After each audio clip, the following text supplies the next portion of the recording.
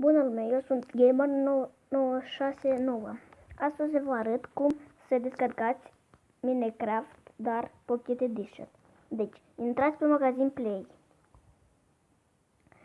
Scrieți, stați un pic. Scrieți Innercore. Așa.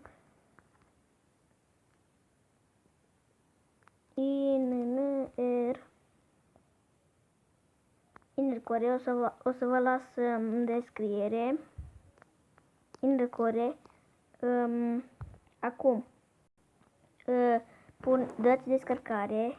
Stați un pic. Stați un pic. Dați instalare. Eu le-am instalat deja și nu mai îmi trebuie. Și apoi vă duceți aici și o să vă apare cam așa.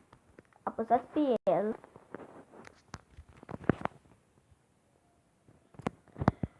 Așteptați să se încarce. Da, și treaba asta trebuie să fie pe Android neapărat.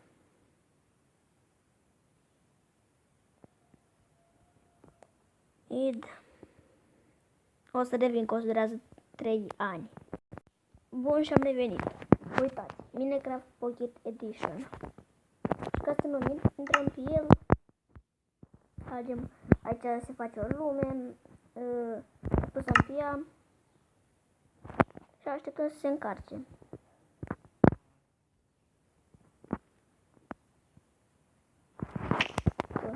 Stați un pic, se încarce. Vai de mine! E prea tare, nu?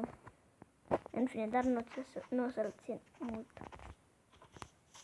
Da, vedeți, suntem Pocket Edition. Stați să vă arăt. Stai un pic. În fine, deja am Pocket Edition. Da, sper că v-a plăcut episodul. Nu lași și voi like acest episod, subscribe. O să strângem cât mai mare. Și ne vedem data viitoare cu un nou episod. Ne vedem data viitoare cu un nou episod.